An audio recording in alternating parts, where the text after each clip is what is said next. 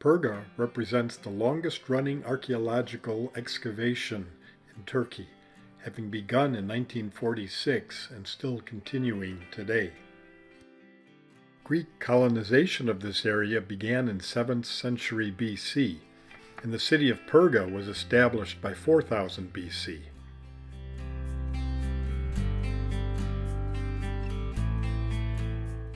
Paul walked these roads in 46 AD and preached to the people.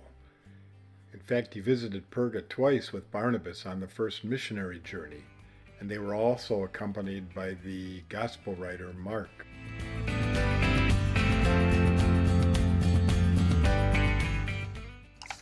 This was not here during the time of Paul. This is built 2nd century. How can you tell this is Roman? Arches, okay? Arches. So immediately when you see that's construction, you know it's Roman.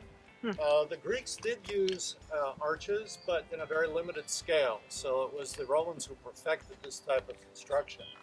These two round towers served as the Hellenistic entry gate for Perga, one of the most impressive remains of the city.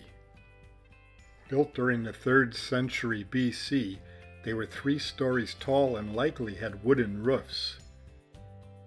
Inside the gate, they created a horseshoe-shaped courtyard with walls that were 36 feet tall, and niches in both of the walls contained statues of gods and goddesses. The stone blocks we are looking at are simply substructure. The holes you see in the blocks were for the metal clamps that held the decorative veneer marble pieces in place.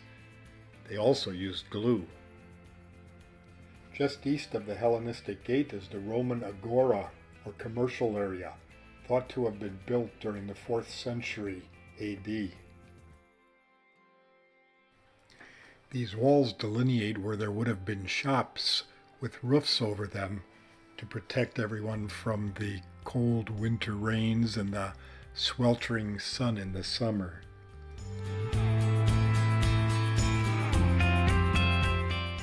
The agora was 246 feet on each side and consisted of the large open area surrounded by the colonnade stoa of Corinthian columns. And behind the stoa on all 4 sides were all the numerous shops, some of them with their entrances facing the stoa and some with their entrances facing the streets. Several of the main streets had water canals, which added to the allure of the city and also cooled the area in the summer.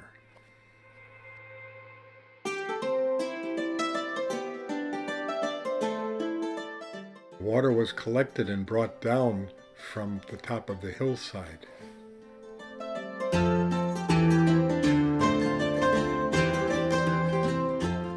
Because this is the best preserved bath complex. You're going to see a lot of others, but this is the best you see. We're going to pass up around the Agora here, on up the main street, and we're going to see the new excavations up in this.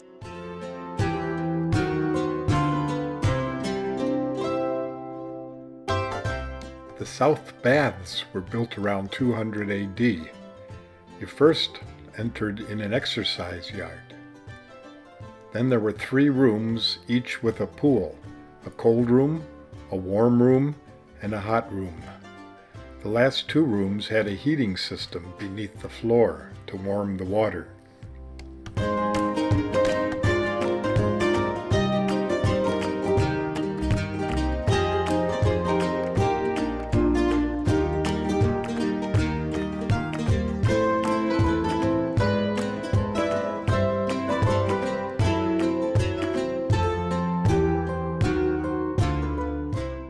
One segment of the original floor has been reconstructed.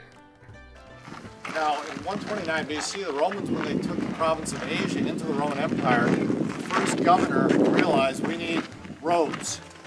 Move military around, move commerce around. So he built a road all the way from Ephesus to Pergamum that ran through Laodicea, where the 2 roads joined, one from Ephesus, one from Pergamum. As you get up there, you'll begin to understand the geography more.